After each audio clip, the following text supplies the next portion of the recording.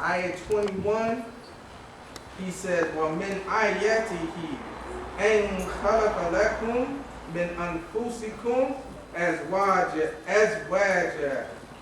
لِتَسْكُنُوا إِلَيْهَا وَجَعَلَ بَيْنَكُمْ مَوَدَّةً وَرَحْمَةً إِنَّ فِي ذَلِكَ آيَةً لِقَوْمٍ يَتَفَكَّرُونَ.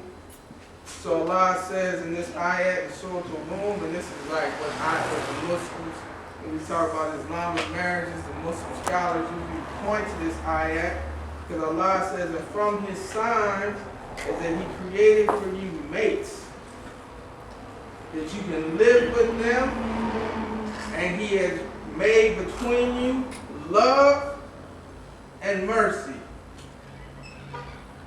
And verily in that are signs for people who reflect. So here Allah is saying that one of the signs for the Muslims is that Allah has created for us, and no matter what society we come from, we look to have a mate, unless we come from San Francisco or something. We try to say, okay, I'm going to find a woman if I'm a man, or find a man if I'm a woman, who I can live with and I can love. But Allah says He created between you love, which we all know, because that's like when you talk about song lyrics and poetry, that's probably the hot topic. They talk about love. You know, if loving you is wrong, I don't want to be right. But Allah also says He created between you mercy. And mercy is what actually gets us through the tough times. Because when you first meet somebody, it's easy to fall in love with them. It's staying in love with them. That's the hard part. So what are you going to do after y'all start fighting?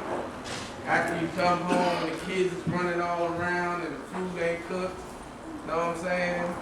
You're going to be like, okay, I used to love you 5 years ago, but right about now, you're getting on my nerves.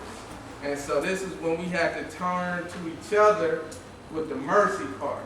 So if there's mercy between spouses, they can endure those tough times.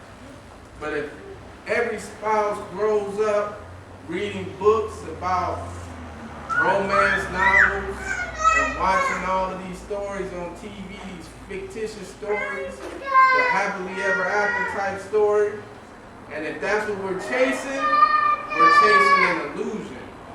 And then so when we marry somebody and we find out that this guy's not, Sylvester Stallone or something, jumping through the window and karate chopping everybody, because we grew up watching that on TV, or we marry a woman and we find out, okay, this sister's hair is not always perfect. Like on TV, anytime you're watching TV, I don't care. The woman might have supposedly just woke up, her hair is perfect. You know what I'm saying? But when you actually living with somebody, it almost be like the opposite. You know what I'm saying? You know what I'm saying? The TV, they be married for years and the brother still got a six-pack and his hairline never recedes. You know what I'm saying? But that's not reality. So what's going to get us through the messed up hair, know what I'm saying? The receding hairlines, the chubbiness is going to be the mercy between each other. So we shouldn't be hard on each other. We shouldn't be like, why is you doing this? Why aren't you doing this? Why is you doing this? When we approach each other, we should be more like, even if they did something we don't like, we should say, brother, when you did this, and they call this I statement. It makes me feel like you really don't care about me anymore. You know what I'm saying? But even if you, not saying that you got to use I statements, but you should be, when you talk to your spouses, they should hear a tone in your voice that shows that you still care about them. And sometimes I'm riding with a brother, and his phone will ring, and cell phones, they let everybody know. As soon as he answers the phone, I can tell if he's talking to his wife. He'll be like, what? Okay, man, okay. And hang up the phone, and I'm like, that's the mother of your kids. more patient. Because if another brother calls, it'll be kind of like, "Assalamu alaikum, brother. Oh man, it's good to talk to you, good to hear from you."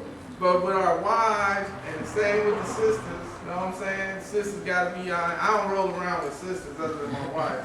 I'm pretty sure a sister could say the same thing. They know when their sister's talking to her husband, because the way she's talking to him. And it's like, it's kind of like, if I'm going to come to the masjid and do something for the brothers, because the Prophet ﷺ, he was asked, who is the best amongst us? And so, because the Arabs, they were tribal people. So they were talking about in lineage. And so the Prophet ﷺ said, the best amongst you is Yusuf, alayhi salam. Because he's the son of a prophet, who was the son of a prophet, who was the son of the prophet. So Yusuf's father was Ya'qub, and Ya'qub was the prophet, sallallahu alayhi salam. Ya'qub's father was Ishaq, and Ishaq was a prophet, alayhi salam. And then Ishaq's father was Ibrahim, and Ibrahim was one of the greatest prophets, alayhi salam. And so he was saying, if you're looking at lineage, that's the best lineage. And so, but the brothers, the Muslims, that's not what they was talking about. So they said, no. We mean who's the best amongst us? Like, am I better than this guy? You know what I'm saying? You both coming to the masjid, but you got to break it down for us.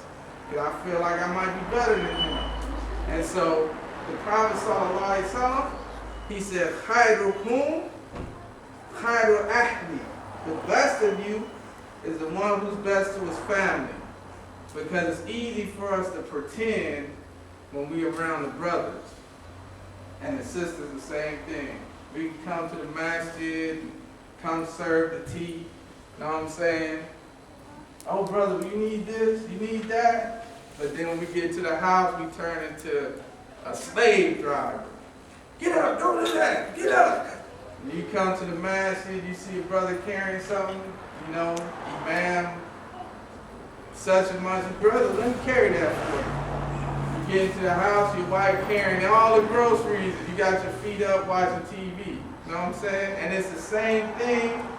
So the best of you is the one who's best to his wives, because if you're good to your wives, you're not just fronting and showing off. You're actually doing something that takes ihsan in this religion. And so we said that we were going to concentrate a little bit more on the sisters. But it's kind of hard, because it's kind of like, if you give khutbah, you know that saying anything to the sisters that they don't like is almost like suicide. Because you can get up here and talk bad about brothers ain't organized. You know what I'm saying? So if you say something brothers don't like, you're just going to have a couple mad brothers, and then the next day they all going to do it. If you say something against the sisters, it's almost like you're going to be on Facebook. You're going to come around and be like, what happened? Nobody's coming to my classes or nothing. Like, you're getting boycotted, brothers. You know what I'm saying? It's like, I only fear Allah and the sisters in the community. You know what I'm saying?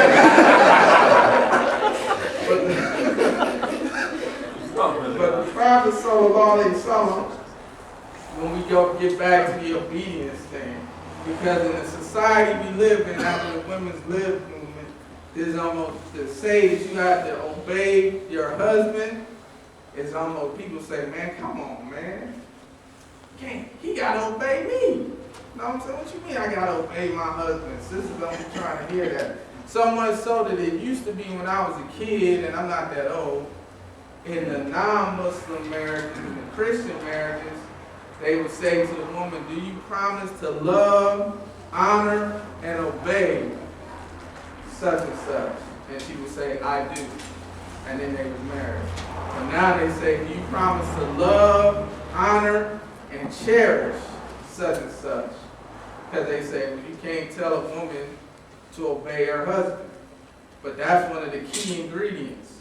And so you say, well, how come all of these marriages are going down the tube?